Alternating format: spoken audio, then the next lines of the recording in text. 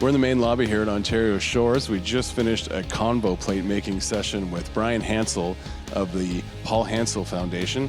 And for those not familiar with the combo plate, it is a conversation starter. We have a copy of it right here, where we had patients, we had staff, we had community partners, we had mental health advocates participating in a combo plate making session, delivering messages of hope and inspiration. And I have with me Adrianna Prosser.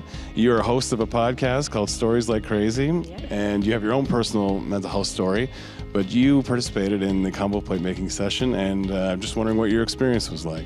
It was really lovely. The fact that art therapy is a thing. So I just totally zoned out and just had a really great time making my combo plate. And it's a combination of all of the things that Brian was talking about. The thing that really resonated with me was the fact that it's a plate. And at first I was like, okay, so that's neat.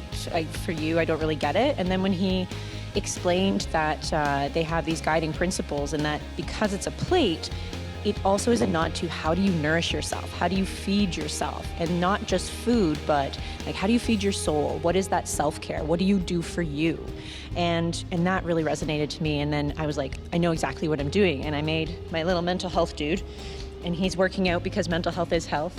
And then underneath is Smash Stigma, Warrior with the semicolon, and Share Your Story. So these were my 3 guiding principles that, because Brian spoke so passionately, that I was moved to make my combo plate.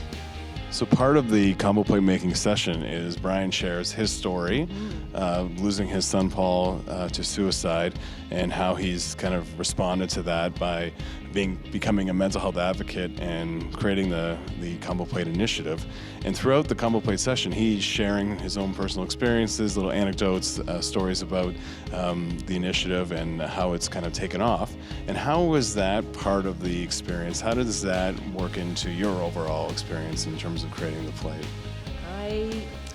Right away, Paul's story resonated with me because my brother Andrew also picked up the guitar, wrote songs, would be silly with it, and it was really nice to hear jokes. Brian was telling the types of jokes that Paul would talk about and say, and the types of songs that he would write just like on a whim and being silly, and I really appreciated hearing the good times and sharing that story, because that's what Stories Like Crazy is all about, is sharing your story, and that your story isn't over yet as much as you think, and that by sharing it is an and then, and we just continue that conversation through our own personal stories. And that, I don't know, I had a little sniffy moment, and I reminded myself to put on my brother's song when I get home, to hear his voice again and to hear his passions again, just like how Brian was sharing about Paul.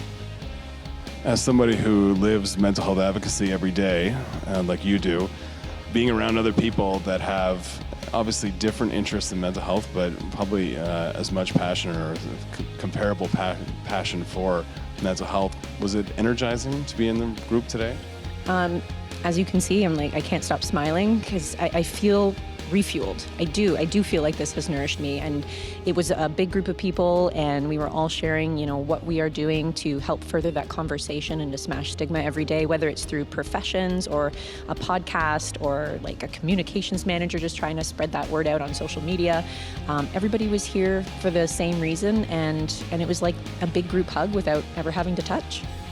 Well, thank you very much for sharing your experience on creating your own plate and for being here today. Really appreciate it. So much. Great. Thank you very much. Yeah.